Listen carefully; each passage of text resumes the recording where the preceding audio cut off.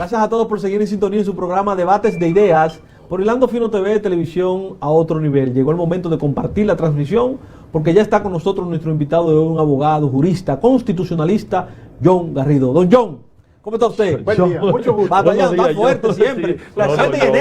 Enérgico. Siempre está duro, John. Y John, nuevo gobierno. No, un cambio. Un cambio. La sociedad votó por el cambio. ¿Y qué usted espera como jurista, como constitucionalista, como penalista, que se produzca en materia judicial y sobre todo en relación a la corrupción? ¿Cuál es su planteamiento? ¿Es facultad del presidente perseguir la corrupción?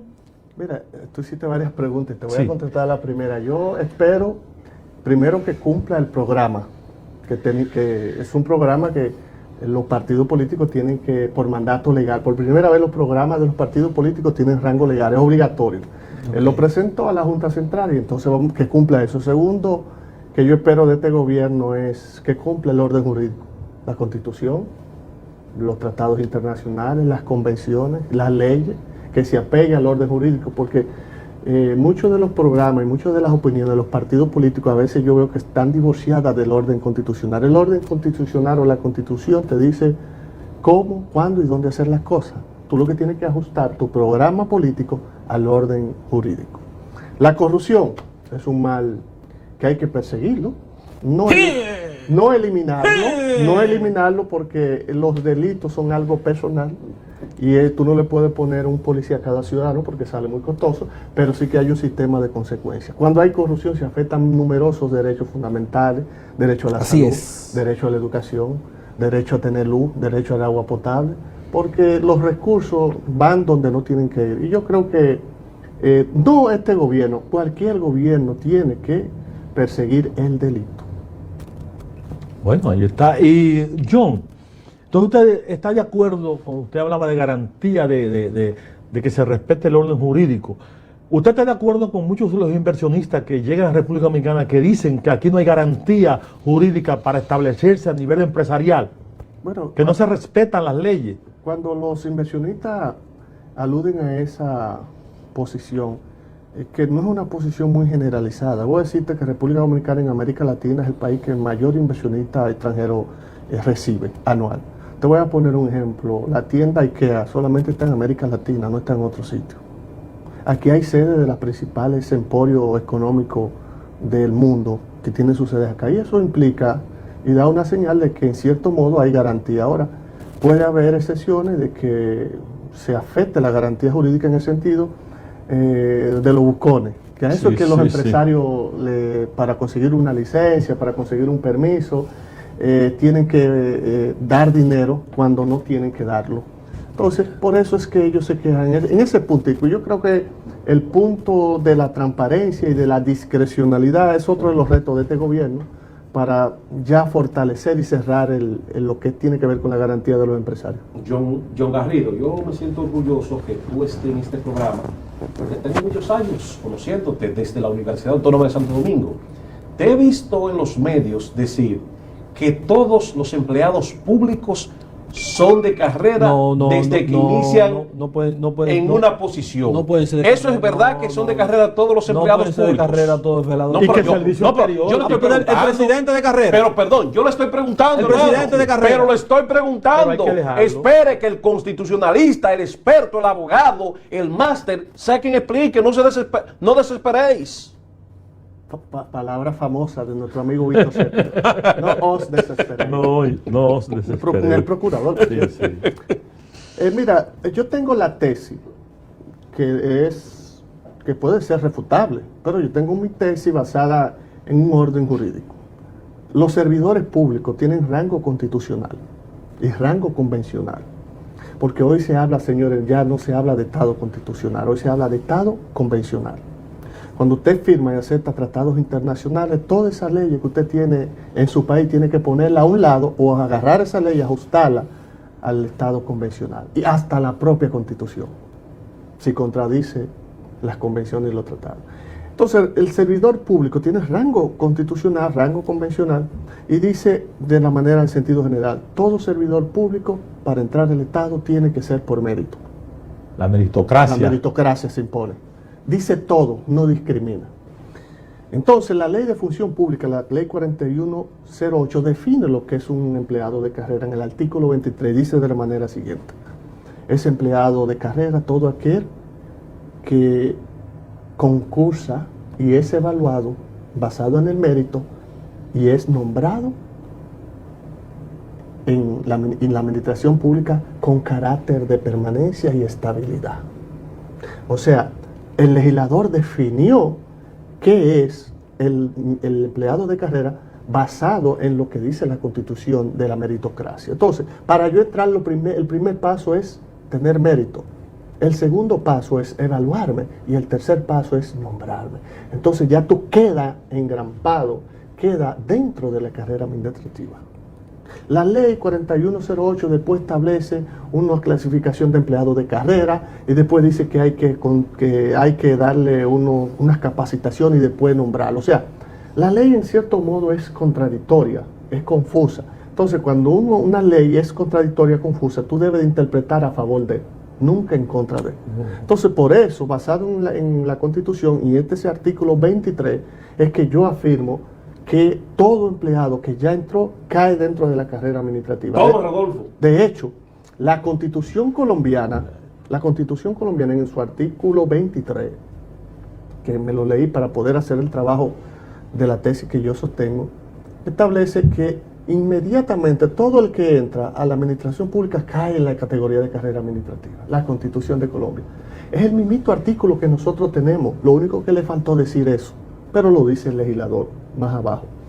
Entonces, ¿por qué la Constitución de Colombia dice eso? Por lo mismo que dice la nuestra, que tiene que entrar por mérito. O sea, cuando a ti te piden el currículo o hacen un concurso, es una fórmula de evaluarte. Cuando leyeron tu currículo, te evaluaron. Y cuando te nombraron, ya queda enganchado en la carrera militar. Esa es mi tesis. Sí, sí. Otro que la refute, pero ese es mi tesis. Entonces, supongamos que yo no tenga razón. Pero entonces la ley de 4108, que fue publicada en el 2008, establece que aquellos empleados que no son de carrera, a partir de la promulgación de esa ley del 2008, tiene 8 años el Estado para ajustar e incorporar a todo el personal a la carrera administrativa. Ese 8 años, ¿cuándo cumplieron? En el 2018. 2008 más 8 son 2018. Que el Estado no haya cumplido ese mandato legal, no se le puede afectar al empleado. Es una falta tuya, Estado, que tú no me incorporaste a la carrera administrativa. O sea, el empleado público adquirió en cierto modo un derecho adquirido.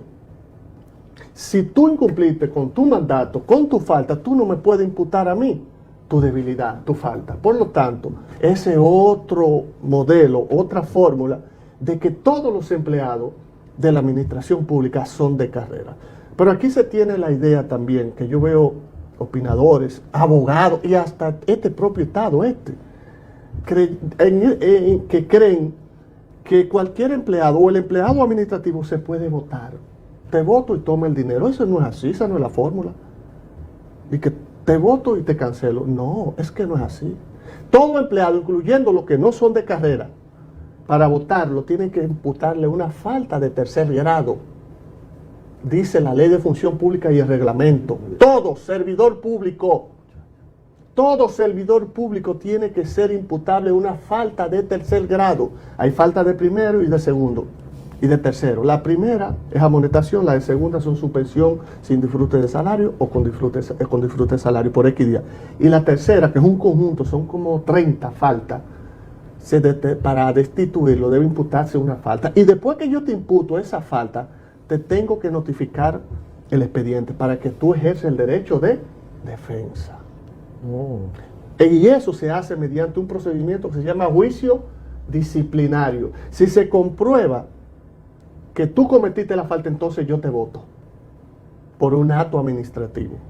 No es votar por simple toma, te voté y toma tu dinero. Pero la ley también, John, escúchame que le interrumpa, una explicación magistral. Dando cátedra en este país, la ley también contempla al gobernante o al intendente del departamento, de la dirección donde está, lo testifica, le da valor la ley, le da sustento legal de trabajar con su equipo, de llevar su equipo, de trabajar con gente de confianza, John. Entonces ahora se van a quedar los peledeístas de nuevo ahí, John. Eso es lo que tú me estás diciendo. Lo que pasa es que esa categoría, lo de libre remoción o de confianza, puede ser removido sin ningún problema. Eso no entra. Lo de arriba. Lo de arriba. ¿Y cuáles son los empleados de libre remoción o de confianza? Vamos a dividirlo en dos. Son dos paqueticos. El primer paquete es el que corresponde al presidente de la República, que cuando nombra los ministros, procurador, gerentes, subdirectores, viceministros, esos son empleados de libre de remoción y de confianza. Y lo puede cancelar, Ahí no hay problema, no hay que hacerle juicio disciplinario, pero es a ese nutrido limitado de empleados públicos, solamente a eso, no al resto. Ministros, viceministros, directores, subdirectores, gerentes y subgerentes. Solamente a eso. Ese personal no está sujeto a un juicio disciplinario, está en la libre remoción. Ahora, el titular, el ministro, tiene una subcategoría de empleados que se llama categoría de empleados de confianza. De confianza. ¿Cuáles son? Asistentes, los asistentes y sus asesores. Dos. Nada más. Sí. Dos, nada No más. los directores y los encargados de las instituciones. No. Eso no son... Ahí yo voy a trabajar con directores de otro partido que no sé si van a hacer que las cosas me salgan mal, podendo llevar los directores míos. Pero usted está hablando del carácter legal, Yo estoy hablando también de un carácter no. institucional y facultad del director o director de la institución. Es fácil, tú lo puedes, tú dentro al interno lo puedes trasladar, remover. Es fácil. Acuérdate que son empleados que entraron por mérito. Oye, ese ingrediente que ha agregado John ahora, no lo habíamos pensado en el debate. Tampoco. No lo habíamos pensado. Es decir, no es que tú lo vas a sacar. Es decir, está bien, no lo saques. Él es director, ahora ponlo allí. ¿Va a aumentar la nómina? No necesariamente, porque Pero lo que pasa es precisamente por eso es que se llama que cuando tú entras al servicio público, tú estás revestido de dos características, que lo dice nuestra Constitución y la ley, la Corte Interamericana de Derechos Humanos y las convenciones. Cuando usted entra, e inclusive eso se ha extendido al sector privado, cuando usted entra a una relación laboral, usted está revestido de estabilidad y permanencia. Porque no es que cada 4 años que venga un gobierno, tú te vas y ven tú. Es la inversión que yo hice en ti, capacitándose. Entonces cuando venga un partido X de otro color, váyase usted y venga el otro. Eso no es lo que se quiere en la administración pública ni en el régimen laboral mundial. Pero ha sido la cultura en la República Es Dominicana. la cultura, pero hay que erradicarla. Ahora, porque ganó el PRM. Y desde siempre, cuando teníamos esa ley desde el 2008. John. Lo que pasa es que aquí hay un orden jurídico que nadie ha querido cumplirlo. En todo el personal, el de arriba, el del medio y el de abajo, el rico, el pobre y el empresario. John, usted me está diciendo que es posible que a partir del 16 de agosto, cuando empiecen los ministros y los directores a cancelar al empleado, que lo van a cancelar. Porque yo he oído hablar hasta el propio el director del MAS, si se le puede llamar director, decir que los empleados de carrera administrativa separando, dividiendo diferente a lo que usted plantea. Incumplió la ley. Separando, dice que el gobierno no debe tocar a los empleados de carrera administrativa, dejando entrever que hay una parte que no lo es y que podrían ser cancelados. Entonces, es una contradicción de acuerdo a lo que usted plantea. Lo otro es, si esos empleados luego podrían demandar al Estado o a esas instituciones, y si el Estado es demandable en esa situación. Lo primero es que ese señor ministro está equivocado. Sí. Y desconoce su propia ley que le rige. Ok. Los empleados en sentido general, los servidores públicos, para votarlo, señor ministro, cualquier funcionario, futuro funcionario, escuchen bien, no lo digo yo, lo dice la ley. Para usted expulsar, desvincular, que es el término que usa la ley, un empleado o un servidor público, tiene que ser por una falta disciplinaria del 3er grado. Cualquier empleado, de carrera y no carrera. De carrera y no carrera.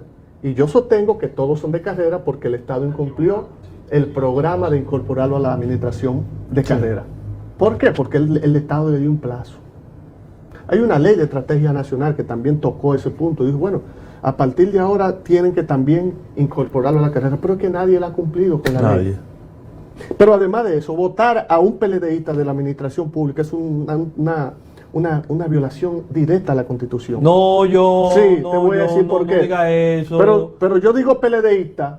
Está diciendo entonces, es que yo veo, John, como que el discurso, es que los PLDistas se van a quedar, John, y eso me preocupa. Es que los compañeritos de la base del PRM, ¿qué van a hacer los compañeritos de la base del PRM, John? Mira, los del PRM son pocos, caben todo en un ministerio. ¿Cómo así? No, un chin de gente. no, una falta de respeto. Eso es verdad lo que dice yo. Eso es verdad, yo te lo he dicho a ti. Una falta de respeto, Ale Aquino, eso esa es verdad. parte. No, el PRM caben todo en un ministerio, son chin. Eso es verdad. Los que votaron por el PRM no votaron por amor y afecto a ese partido, votaron por sacar el que está. Que ese es uno de los retos del nuevo presidente, ganarse el amor y el cariño del pueblo. Comparto contigo, John. Entonces, el PRM es una estructura pequeña, poderosa y exitosa en este momento. Caben todos, que no se desesperen, pero ese no es el tema, no quiero tocar lo político, yo vine a hablar de lo constitucional. Sí. Entonces, mira, votar a un PLDista, yo le digo PLDista, pero en realidad no le voy a decirle PLDista, sino servidor público, pero cuando lo votan por PLDista. Entonces, ¿qué dice la Constitución? Artículo 36.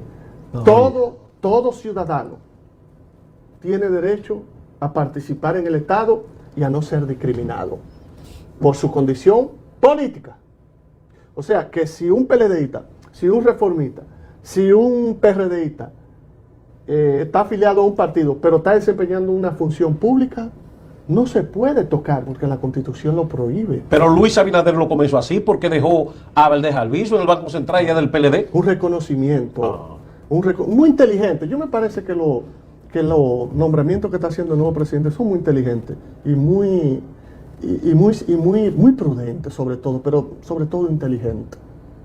John, hay temas importantes que se están tocando a nivel nacional y que no podemos dejar a un lado esos temas. Tenemos que aprovechar el tiempo para la sociedad dominicana está hablando de la práctica, el regreso de la práctica hacia el nepotismo, ¿no? La práctica consanguínea, de relación consanguínea y de amigos.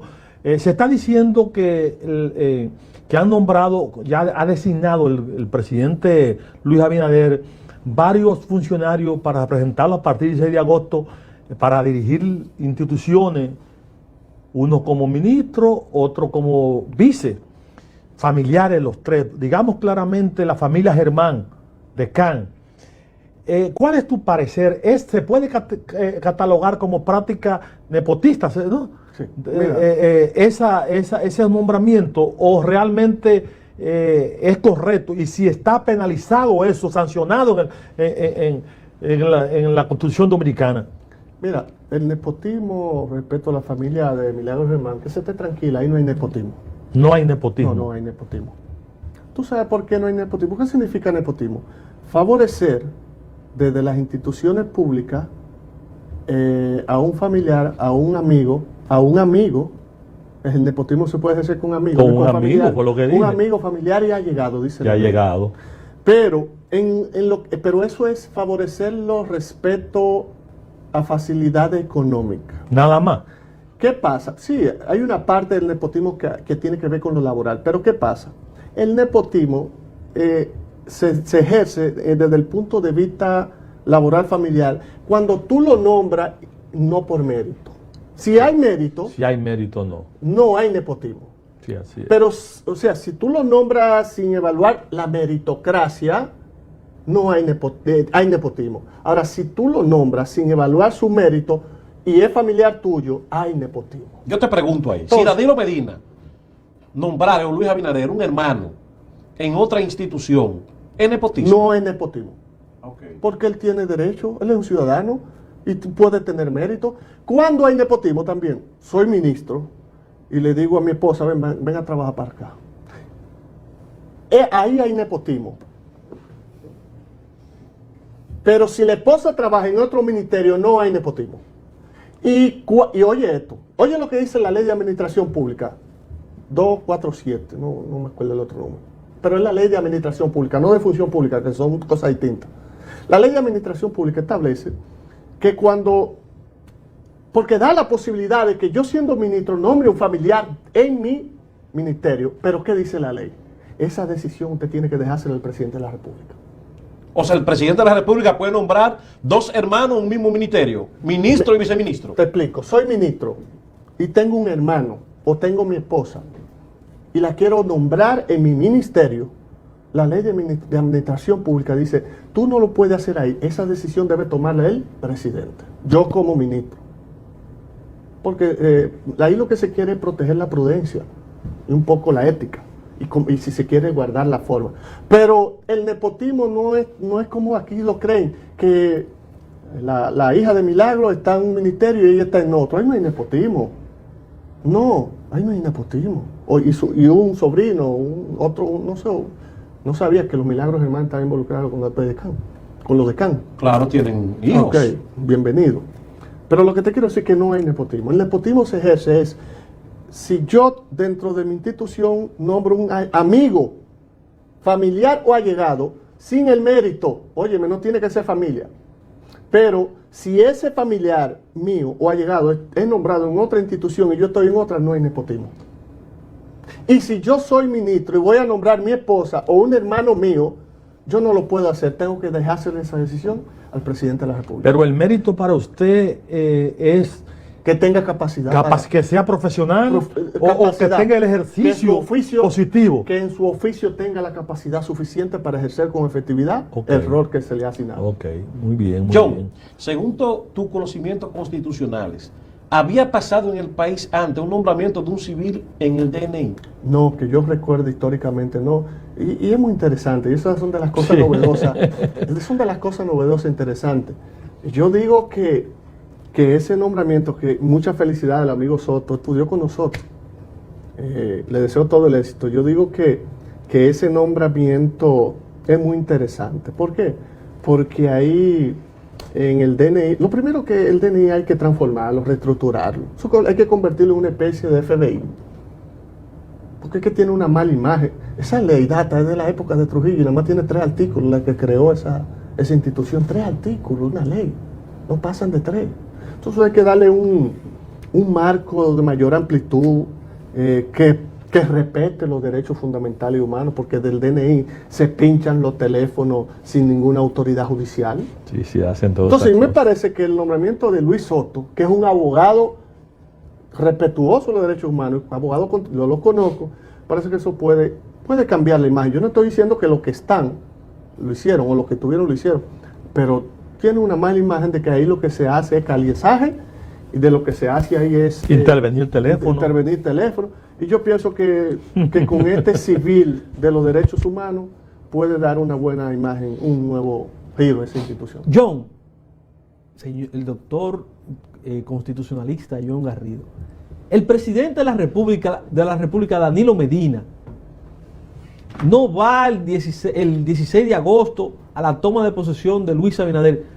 ¿Cuál es su apreciación con relación a esto, John? ¿Es por Pompeo? ¿Es por el COVID? ¿Cuál es su convicción que usted tiene con relación a esto? Bueno, yo estaría aventurando, pero yo estoy seguro que el presidente, como uno de los hombres mejor informados del país, sabe las razones de seguridad de por qué no puede ir ahí. Él la sabrá. Yo me imagino que por un asunto de seguridad personal, por un asunto si se quiere, de no recibir todos esos improperios. Ahí hay una marcha ese día que va a promover que desde ahí vaya a la casa. No sabía eso. Eso es un ingrediente. Hay una marcha ese día. Supuestamente de marcha. John Garrido, que es uno de los hombres más informados del país, acaba de decir que hay un montaje, hay un ambiente, pero los alrededores del no sabíamos de eso. Es un ingrediente y eso es noticia. Claro, primicia. Hay un ambiente que, claro, que eso no se va a hacer porque es imposible, porque desconocen el orden penal, pero un ambiente de sácalo de ahí para llevarlo. O sea, entonces yo pienso que por prudencia, y ella está muy inteligente, que el presidente no vaya y evitar ese tipo de improperio innecesario. Sí. Y el bullicio que puede Además, haber. la sí. sociedad que tiene derecho a reclamar, pero no yo, tiene derecho. Ese escenario. La sociedad tiene derecho a reclamar y a exigir que se cumplan o que se persiga o que se investigue, pero no tiene derecho a interferir en la administración No, pero directamente. eso es algo protocolar. Todos los presidentes ahí aguantan su chuchazo. Sí. Y yo estoy seguro que Luis Abinader, un hombre comedido, decente, no iba a ir ahí con un discurso provocador, todo lo contrario. Yo estoy seguro que el discurso de Luis Abinader es un discurso conciliador en base, a la situación del COVID-19 que se está viviendo. Entonces no entiendo qué pasó ahí, John. Yo sé que usted tiene más información, John, porque yo sé que usted es un hombre bien informado. No. ¿Qué pasó ahí? La información, lo que te digo es precisamente, me imagino que él tiene buena información y sabrá por qué no va. Nunca se había visto eso. Tampoco se lo impide la Constitución. John, tú dijiste al principio que solo venía a hablar tema constitucionalista, pero el país no solo está en Constitución, el país también está, y yo espero que tú no seas uno de los guardianes de la Constitución, porque los guardianes de la Constitución han desaparecido y creo que van a desaparecer por 4 años. Eran guardianes de la Constitución al momento que ellos entendían que les favorecía a ellos o querían quitar un gobierno. Ahora yo te pregunto, ¿cómo tú ves el PLD a su salida después del domingo 16? Una gran oportunidad tiene. ¿Oportunidad de estar afuera o de recomponerse? Una gran oportunidad por estar afuera de recomponerse. Una gran oportunidad para hacer una mirada interior, para remover, quitar, poner, hacer un cambio.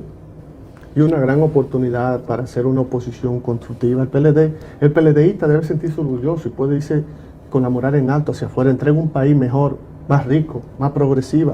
Esto es un país estable. Esto es un país con el mejor ordenamiento jurídico, legal y constitucional. Entrega un país con la mayor estructura de transporte. Esa no es la percepción de la gente. Bueno, Es que te la invito con la montada. gente, yo estoy hablando en base a números. La mayoría de la gente opina. Yo estoy dando unos datos Eso es estadísticos. verdad. Sí. Las opiniones cuentan, pero no son determinantes. Entonces, esto es un país más tranquilo, esto es un país en paz. Aquí no hay nieve, ni brote de guerra, ni guerrilla. Sí, te invito que la montada acaba de decir ayer, me parece que fue, que la clase media que el propio PLD creó, fortaleció, fue la que decidió sacar al PLD del poder. Que el PLD se siente feliz porque ayudó a crear esa clase media que no existía. Eso es ya siguiendo lo que usted está diciendo, que ese partido, sin lugar a duda, aún no estemos de acuerdo con una práctica aberrante que llevó a cabo desde el Estado en contra de muchas personas y de sus propios militantes, especialmente los de abajo, pues hay que reconocer, John, que el Partido de la Liberación Dominicana ha hecho mucho aporte al desarrollo del país. Ahí están las construcciones, pero en materia jurídica, ¿cuáles son esos beneficios que ha aportado el PLD al país? Aparte de eso que tú acabas de decir, de un enriquecimiento de un nuevo sector, de esa clase media, pero la salida del PLD para mí es multifactorial. Y te voy a decir algo, en materia económica, en materia jurídica, los aportes del PLD son impresionantes. Mira, cuando perdió el PLD, la BBC de Londres tituló: se va el PLD del poder tras 16 años liderando el crecimiento de la economía de mayor crecimiento en América Latina. ¿Y tú sabes qué significa que este nuevo gobierno deje al equipo económico y un reconocimiento al gobierno? Ok, muy bien. Eso es un reconocimiento. Le está diciendo, ustedes no lo hicieron tan mal. Pero el PLD es un país más estable, más rico. Dentro de los factores que yo pienso que pudieron haber sacado el PLD, es multifactorial. Son dos, para mí son muy importantes. John, pero más rico un grupo o el país. No, ahí están los números, el país. No un grupo. No un grupo, el país. Puede ser que unos ricos se hicieran más ricos, pero habría que determinarlo si violaron estadísticamente. Alguna ley, pero habría que determinar. Pero fue multifactorial. ¿Y cuáles son de esos factores que yo pienso? Primero, mira, uno de los temas que yo pienso es que el PLD no renovó rostro. El PRI llegó 70 años al poder en México porque presentaba un rostro cada 4 años. Aquí hay funcionarios que tenían 20 años siendo ministros. Claro. Y aún con la corrupción allá ganaban Sí, en exacto. México. porque es un partido y un país con mucho escándalo de corrupción, pero aún así le presentaba un roto. Segundo tema, el problema de la corrupción, eso se generó un debate mediático. Pero eso es contradictorio, John, perdón, John. ¿Usted quiere decir que el tema de la corrupción contribuyó a la derrota del PLD? Porque Felipe Bautista salió, No, pero yo no- Felipe Bautista subió. No. Yo no me refiero a que haya una corrupción, sino porque es que la investigación hay que hacerla, hay que desarrollarla. Hay que desarrollarla. Hay que desarrollarla. Usted tiene, mire, por rumor el Ministerio Público debe de actuar de oficio. Y otro tema que yo pienso es que va relacionado a ese.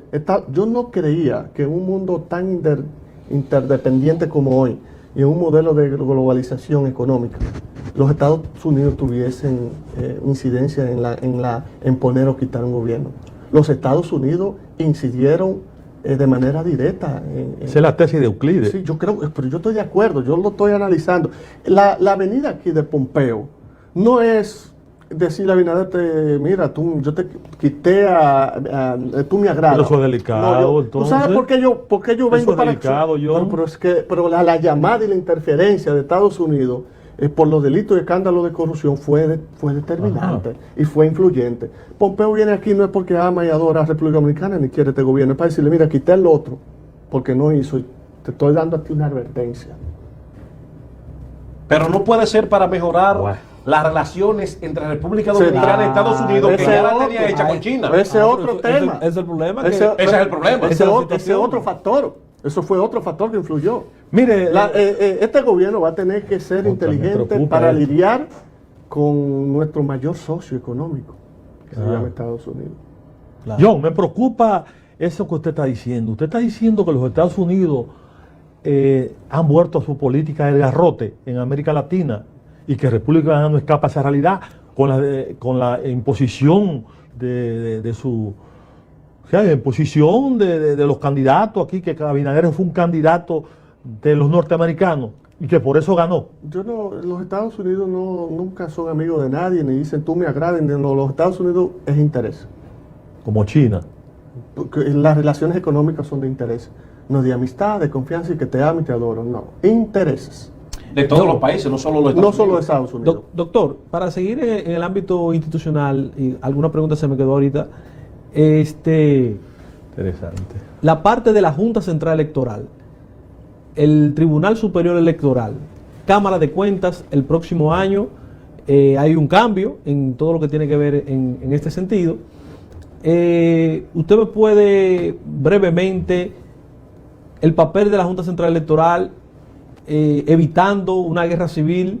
El papel del Tribunal Superior Electoral, ¿usted entiende que lo ha jugado bien? Y Cámara de Cuentas, ¿qué hacer en Cámara de Cuentas, doctor? 3 instituciones vitales para el fortalecimiento y el desarrollo de la democracia. Claro. El Tribunal Superior Electoral en tiempo récord fallaba los casos, no se estancaron. Falló más de 600 casos en un periodo de pre y post electoral. Y eso es muy importante. O sea, que su cometido para el cual fue creado fue interesante. Ya ahí se desarrollaban debates sobre derechos fundamentales que protegían a los afiliados de los partidos políticos que antes no lo tenían. Usted se acuerda que antes se señalaba un fulano de tal, tú eres el candidato. Eso no hubo y en el intento de que hubo, el Tribunal Electoral lo resolvía declarando la nulidad de ese tipo de conducta política. La Junta Central hizo un esfuerzo, titubearon en algún punto, pero al final pudo recomponerse, pudo ejercer sus funciones constitucionales más o menos bien. Terminaron en esa parte bien. La Cámara de Cuentas es uno de los organismos más interesantes e importantes que tiene un Estado. Pero no funciona, John. ¿Por qué tú eres un Estado presidencialista? La ley de la Cámara de Cuentas, yo quiero que usted un día, yo le invito a que la lea a cualquier ciudadano para que ustedes vean lo poderoso que es esa institución y la facultad de participación que tiene el ciudadano para fiscalizar las cuentas del Estado. El asunto es que la Cámara de Cuentas tendría que dársele mayor autonomía. John, en un país presidencialista, tal y como tú manifiestas, y el país lo sabe, ¿tú crees que el próximo procurador o procuradora de la República será verdad que será independiente? Según tu experiencia en el tema constitucional y como un jurista del país, de los mejores que tiene el país. No sabía que yo era de los mejores. Bueno, Claro. no lo digo yo, lo dicen los amigos Así es. abogados que Wow. están litigando todos los días en los Todo, tribunales todo de la lo dicen. República. Eso no lo está diciendo Argentina, que es un chivito. Muchas gracias. Palabras inmerecidas, pero muchas gracias. Mira, la Procuraduría General, ese funcionario, partiendo de la estructura constitucional, no es independiente. Tendría que hacerse una reforma para que sea desde el punto de vista constitucional establecer la independencia. La independencia es jurídica, en principio. En la actualidad es un funcionario de confianza el presidente. Poner una persona ahí extraña al presidente sin tener la estructura jurídica de carácter independiente podría inclusive hasta acarrearle un problema de gobernabilidad. Lo dijo Francis Lo Peña. dije ahorita. Lo dijo. Lo dijo No ahorita. puede ponerse a aventurar poniendo X persona ahí que la sociedad, mire, la sociedad es voluble, la sociedad es cambiante. Poner, no, que fulano de tal. Ahí hay que poner gente mire, el procurador es el palacio. ¿Cómo así? El Palacio Nacional es el procurador. Lo que hace Yalán, eso no es, la gente lo ve a él No es como, fortuito. la gente lo ve a él como el peor. Lo que pasa es que descansan todos los espíritus. No, en este sistema, no este gobierno que se va ni el que viene, la Procuraduría es el Palacio, la Fiscalía es el Palacio. Pero entonces hay poca justicia en el país. No es que hay poca justicia. Por lo que eso hay- sale el PLD del por gobierno. lo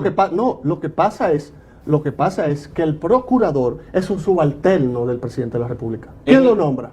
El presidente. Si yo te nombro, tú eres mi subalterno. Pero también en el caso del nuevo presidente Luis Abinader, que va a designar un procurador independiente. Me agrada la posición del nuevo gobierno respecto al él anda buscando una independencia.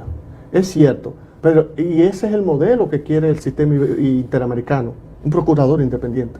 Fíjate que en estos días acaban de hacer un allanamiento a la casa del presidente de Costa Rica, el procurador, una cosa interesante, pero es porque estructuralmente, constitucionalmente, es independiente, no lo nombra él. El caso de Uribe allá en Colombia, ahora mismo. Entonces, el procurador, como está en la actualidad, no puede ejercer una supuesta independencia. Ahora, yo te nombro, tú eres mi subalterno, es verdad que el Poder Ejecutivo no puede interferir en el sistema de justicia, si se quiere decir, no global, porque él puede interferir en la parte de la justicia del Ministerio Público. Él lo que no puede interferir en la parte del Poder Judicial, de los jueces. Pero el presidente de la República, constitucionalmente, la Procuraduría, su titular es un subalterno mío. Y si tú eres mi subalterno, entonces por ende yo puedo sugerirte, puedo darte orden, darte instrucción. Ahora, que esa orden y que esa instrucción colija o afecte la Constitución o una ley, ya eso es otra cosa. Pero el modelo constitucional del Ministerio Público es que es un subalterno del Palacio. Y por ende el Palacio es el procurador. John, el Ese- presidente de la República ha anunciado que eliminará algunas instituciones que son antros de corrupción. Ya ha tipificado esas instituciones, ha etiquetado esas instituciones como corruptas. O sea, se está adelantando ante la justicia. Entonces yo me pregunto, ¿es correcto desde el punto de vista constitucional que el presidente decide eliminarla o es el Congreso que tiene que hacer esto? Mira, yo creo que por corrupción no es el motivo para eliminar una institución, sino debe ser por la inutilidad Duplicidad. o la duplicidad, o si aquí no se hace nada. Yo pienso que ese es el razonamiento más lógico. La ley de administración pública, 247, la ley de administración pública, no, siempre se me olvidan los números, pero establece que en el artículo 9 y 6, que para tú eliminar una institución, para tú eliminar un departamento, una institución, un ministerio, tiene que ser eliminado conforme al orden que lo creó, al orden legal jurídico que lo creó. O sea, él dijo que iba a eliminar la CD. La CD está creada por ley. Por lo tanto, él puede presentar un proyecto de ley que vaya a terminar con esa institución. La primera dama, la futura, dijo que iba a eliminar eso, que no quería. Eso está creado por decreto. Lo creó Lionel, el despacho de la primera Paul, en el 2003. Y el Fompel. Y es por ley. Ole, ahí Entonces, está, la 124.01. Si tú vas a eliminar, tú la puedes eliminar, pero tienes que hacerlo como dice el marco legal administrativo. Si es por ley que se creó, tú te vas a eliminarla por otra ley. Y ojo, con esos empleados que están ahí. ¿Qué debe hacer? La ley de función pública dice que deben de ser trasladados a otra institución, no votarlo por así. Y buscarle espacio.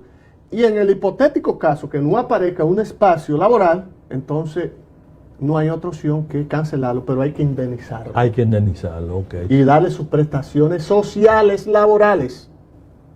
Ok. Bueno, estamos llegando al final de este programa, pero queremos para que tú continúes. Estamos conversando con John Garrido, constitucionalista, penalista, un jurista acabado y político también sobre todo. Pero queremos saber en el plano social porque te he oído hablar de feminicidio, que el dominicano tiene la creencia de que cuando se mata a una mujer por asuntos pasionales, por celo, por cualquier cosa entonces eso lo catalogan como feminicidio. Usted dice que no es feminicidio, sino violencia intrafamiliar. ¿Cuál es la diferencia realmente de eso? Porque la gente dice que en República Dominicana los crímenes son en demasía que se producen. Francis, no hay diferencia. Feminicidio y violencia intrafamiliar es que la mujer está muerta o el hombre está muerto. Oye lo que te va a decir. Una de las dos cosas, si no puede haber diferencia, al final es que la mujer está muerta, Francis. Esa pregunta, traída como por los cabellos. Escucha, John. Mira, lo primero es que el concepto de feminicidio desde el punto de vista legal no existe. El feminicidio no existe. ¿Que no? No está tipificado en ninguna ley. ¿Cómo es?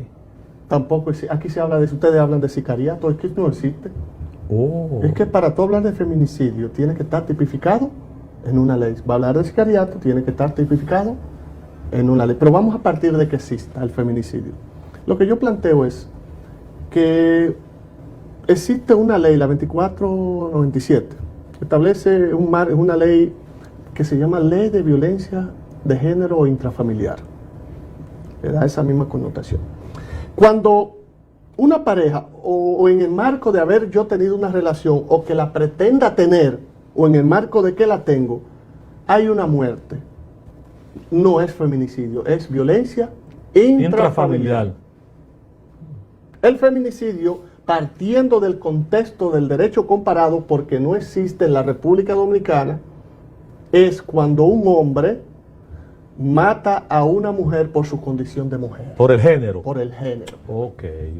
Tú estás oyendo. Y esa tesis la adopta el profesor Raúl Zaffaroni, que es la autoridad penal y un juez de la Corte Interamericana Una cátedra que está dando Derechos aquí. Humanos, establece esta misma fórmula que yo estoy planteando.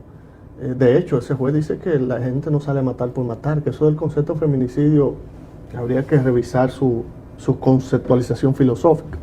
Pero si yo mato a una novia que tengo, o mato a una mujer que yo pretendo tenerla, o mato a una mujer que yo tuve una relación, no es feminicidio, es violencia intrafamiliar. Porque hay que ver el contexto. A veces esa relación es por el impulso psicológico, impulso de celo, impulsos factoriales de factores de celo y sociales y bueno, tú me quieres, yo no te quiero. Entonces esta persona en la psiqui, de manera subjetiva, interfiere en uno de los derechos fundamentales, la mata, la lesiona y bueno, es en el contexto que se da, es que define la tipificación del delito. Entonces, si la ley define la violencia intrafamiliar como aquella violación dentro de una pareja que se tiene o se pretende tener por violencia física o psicológica y económica. Le voy a dar un dato, aquí hay violencia económica. La violencia económica aquí se está desarrollando y ¿qué es la violencia económica? Que es una forma de violencia intrafamiliar. El hombre que pone los bienes a nombre de su mamá para esconderlo. El hombre que llega y empieza a romper los tratos. Eso es violencia económica. Aparte que también es una violencia psicológica. Yo una pregunta. Hay un nuevo modelo de cárcel ahora, que es la cárcel La Victoria, que ha sido recientemente inaugurada la primera etapa por el presidente de la República y el Procurador General de la República. Los presos de la Victoria actual van a ese penal o no, porque realmente el juez tuvo una orden de conducencia de que esos presos eran especialmente de ahí. Ahora, ¿van todos los presos trasladados allá o no? No, esa cárcel es para los PLDistas. ¿Para esa cárcel es para los PLDistas. Esa cárcel la hicieron y la inauguraron, no la equiparon, pero es para los PLDistas. Yo te lo puedo decir, hermano. No, pero eso es tu idea. Yo quiero. Idea no, es que tiene que ser así. Tiene que ser así. Que tú lo que quieres es borrón y cuenta nueva. No, yo no. Yo quiero que sea lo que la institucionalidad del país permita. Yo quiero que sea lo que permita una investigación justa y exhaustiva. Yo te pregunto, los presos que están en la Victoria van al nuevo modelo penitenciario, esa cárcel va a estar hecha para 8,000 y la Victoria tiene 8,000. Mira, lo primero es que para hacer una cárcel, la ley 224 establece el régimen penitenciario, dice cómo, cuándo y dónde y para qué son las cárceles. Yo entiendo que esa cárcel es para dos aspectos. Primero, para descongestionar, porque hay un problema de hacinamiento. Esa cárcel de la Victoria es para 2,000 personas y tiene 8,000, como tú muy bien dices. 2,000 personas y tiene 8,000, o más, o 12 por ahí. Entonces, lo prudente, lo constitucional y lo convencional es que de esos que están ahí se vayan a la nueva Victoria, que está más remozada, que no es un gallinero como la tildaron, todo lo contrario. Es un palacio penal para los internos que protege y respeta los derechos de la dignidad. El respeto a los derechos de la dignidad, ustedes saben que son muchísimos. Pero lo que se establece constitucionalmente es que los presos no pueden estar en un estado de hacinamiento. ¿Cómo así? Hacinamiento que no hay condiciones humanas, ni de salud, ni de higiene, de alimentación. Las cárceles de hoy, dice la regla mínima para el tratamiento de reclusos, o regla de Mandela, que le pusieron regla de Mandela, dice cómo deben ser. Deben ser celdas individuales, higiénicas, deben de tener camas individuales, a los presos hay que darle inclusive hasta la ropa, tener un hospital odontológico y clínico. La ley de 224 nuestra lo establece, lo que pasa es que aquí no se ha cumplido eso. Y con ese tipo de cárcel se ha querido por lo menos ajustarse un poco al derecho comparado y a nuestra propia legislación. Entonces me parece, para cerrar ese tema, que debe ser así. Los que están ahí en hacinamiento van para allá. Y los nuevos presos, que debería de haber lo menos presos posible en este estado de emergencia de COVID, porque aquí los jueces lo único que saben dar es prisión preventiva, cuando la Constitución dice que el procesado espera su caso y su condena en libertad. Pero en todo caso de que haya un preso preventivo, es ahí. John, hay una realidad a partir del 16 de agosto con la asunción de Luis Abinader al poder. Los partidos tienen que readecuarse, producir sus transformaciones. Surge la fuerza del pueblo. Usted es político, dirigida por Leonel Fernández, y el PLD recibe una derrota. ¿Cuál va a ser la situación? Ya hemos visto que senadores electos como Dionis Sánchez y otros posiblemente se llama eso, han anunciado que pasarán a la fuerza del pueblo. Eso se llama transfugismo, pero está el transfugismo en República Dominicana tipificado como una práctica dañina a la política. ¿Y cuáles son las sanciones que pudieran haber? Mira, el transfugismo o el transfugismo es quien ejerce la capacidad de ser tránsfugo. Y la ley nueva electoral, la 1519, establece su artículo 2, el concepto del transfugismo, que es una institución que tiene su origen en el derecho europeo. España especialmente. Y que se aplica específicamente para los parlamentarios. En este caso se aplica para los congresistas, los representantes. Cuando se van de su partido y para otro, o cuando se van para un partido independiente y forman un partido independiente. Eso se llama transfugismo. ¿Qué pasa? Nuestra legislación electoral lo definió, lo contextualizó y estableció los parámetros y las causales, pero no hay un sistema de consecuencias. No hay un sistema como lo tiene, por ejemplo, Suiza o Suecia. Establece que si usted se va, una vez electo por un partido, para otro partido, desde el Parlamento, se va usted, pero el puesto queda para el partido, porque eso es una forma, es un fraude a la democracia. Pero ¿y la famosa carta que existía antes, como por ejemplo el PLD, que se firmaba cada candidato, para en el caso Sí, que pero se que fuera no. ese cargo quedara. Bueno, ¿Eso no es válido? Eso no es válido porque no hay ninguna restricción legal o constitucional. El voto directo. El voto es directo. Pero yo cometo un fraude a los comunitarios, a los que me eligieron. Oh, Porque ok. yo voté por un programa, yo voté por un partido al cual tú te afiliaste desde el punto de vista de un programa. E inclusive cuando la persona votan. Yo no sabía que cuando la persona vota no solamente vota para que tú ganes, sino porque yo quiero tener una recomposición de la fuerza en el Congreso. Ok. Y cuando yo te elijo a ti para que haya una composición que yo quiero en el Congreso y tú me denaturalizaste Sí, así es. mi voto. Por eso es que se llama que es un fraude a la democracia. Y en otros países es restringido y tiene consecuencias. Entonces no va a pasar nada con Diony y esa gente. Ya eso no pasa nada. No, simplemente Ok. un reproche Ok. moral. Te fuiste y eres un transfuguito. John, nuestro compañero que no está aquí porque tiene problemas de salud, Víctor Peña, tu amigo, le dice, pregúntamele a John, ¿qué vamos a hacer con las 3 causales que ha parado el Código Penal de República Dominicana? Interesante. Bueno, la iglesia católica es la que tiene eso parado. Yo pienso que los congresistas tienen un deber moral, tienen un rol constitucional y ya tienen que aprobar ese código penal, por Dios, que es todavía Napoleón Bonaparte cabalga en el Caribe, aquí en este país. Es un código penal desde 1804 o 10, creo, pero es 1810. Ese código hay que cambiarlo y lo tienen nada más parado por las causales del aborto, pero que el aborto es un tema que debe sacarse del código penal, eso tiene que decirse un código de familia. Oh. Y además el aborto está permitido en el derecho comparado en 3 causales, cuando la persona...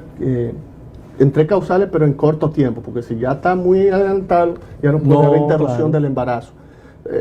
Una de las causales Violación. es que la violación, y la mujer ahí involucra el derecho a decidir en mi propio cuerpo, Claro. pero cuando está temprano. Lo que tiene que ver con la persona que tiene de perfecto, o sea, una persona que si vas a nacer es un vegetal, tú tienes derecho a decidir, a interrumpir ese embarazo. Y esas son las causales. John, por último, porque ya el director está haciendo más señas que un manager de un equipo. Según tu experiencia, ¿habrán funcionarios presos en el próximo gobierno? O sea, funcionarios de este gobierno en el próximo gobierno. ¿Cómo? Pero espérate. ¿Cómo se habrán? ¿Tú estás preguntando si habrán o cuánto habrán? ¿Cómo? ¿Habrán y cuánto habrán? Las dos. Gracias, Rodolfo. Bueno, es que ese Abraham va a tener que probarse. Si hubo alguien que cometió un delito penal, Hay que probárselo. hay que probárselo, de que lo cometió y entonces establecer las consecuencias que ordena la ley. John, de nuestra parte, muchas gracias. Un último mensaje ahí a la nación, a tu pueblo, Ha sido una cátedra. a las personas que te necesitan en los organismos en estos organismos de dirección, de institucionalidad del partido, como la Cámara de Cuentas, como el Consejo Nacional de la Magistratura, como ahora el próximo año la Junta Central Electoral, el Tribunal Superior Electoral, que sería un candidato de lujo para representar al país y la institucionalidad en alguna de esas instituciones. Bueno, yo lo que le pido a la sociedad que apueste a la democracia, que se cuiden con esta crisis de tapete, respeten las reglas sanitarias, cumplan con el distanciamiento, cuídense, protéjense, que esto va a pasar. Ya la competencia económica de quién va a hacer la vacuna ya empezó a trabajar y ya hay países que la tienen.